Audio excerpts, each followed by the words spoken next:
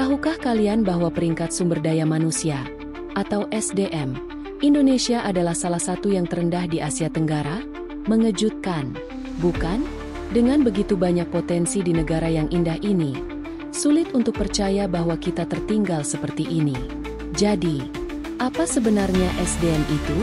Mari kita telusuri bersama.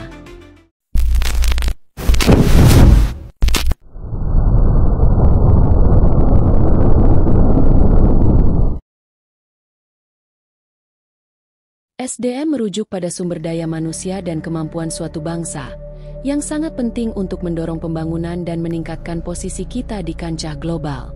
Dalam istilah yang lebih sederhana, ini tentang keterampilan, pendidikan, dan kesejahteraan keseluruhan rakyat. Di negara yang beragam dan dinamis seperti Indonesia, meningkatkan SDM kita adalah kunci untuk masa depan yang lebih cerah. Tetapi, mari kita lihat kondisi SDM di Indonesia saat ini. Jujur, ini cukup mengkhawatirkan. Kita menghadapi masalah seperti rendahnya tingkat pendidikan, kurangnya pelatihan vokasi, dan peluang kerja yang tidak memadai. Banyak lulusan kesulitan mencari pekerjaan di bidang mereka. Ini adalah hasil langsung dari ketidakcocokan antara apa yang diajarkan di sekolah dan apa yang sebenarnya dicari oleh para pemberi kerja. Selain itu, akses terbatas ke pendidikan berkualitas, terutama di daerah pedesaan, semakin memperburuk masalah ini. Mari kita lihat lebih dekat beberapa faktor kunci yang mempengaruhi SDM di Indonesia. Pertama, pendidikan. Meskipun kita telah meningkatkan angka pendaftaran, kualitas pendidikan masih jauh dari harapan. Siswa kita seringkali tampil buruk dalam penilaian internasional, terutama di bidang matematika dan sains.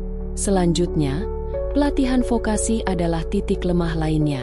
Banyak anak muda tidak mendapatkan keterampilan praktis yang mereka butuhkan untuk berhasil di pasar kerja. Dengan tingginya angka pengangguran, banyak orang merasa putus asa untuk mencari pendidikan lebih lanjut.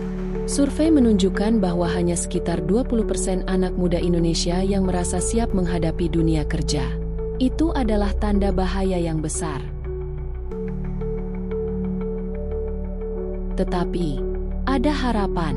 Mari kita lihat studi kasus sukses dari negara lain. Ambil Singapura.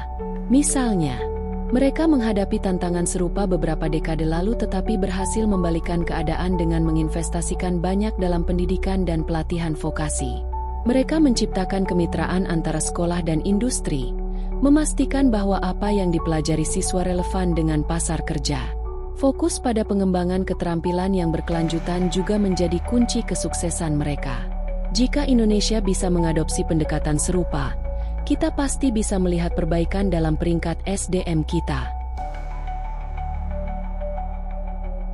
Sebagai penutup, tantangan yang mengelilingi SDM di Indonesia adalah nyata dan mendesak. Kita telah membahas peringkat rendah, perjuangan dalam pendidikan dan pelatihan, serta bagaimana negara lain berhasil mengatasi masalah ini. Mengatasi tantangan ini bukan hanya tentang meningkatkan peringkat SDM kita. Ini tentang mengamankan masa depan yang lebih baik untuk semua orang Indonesia.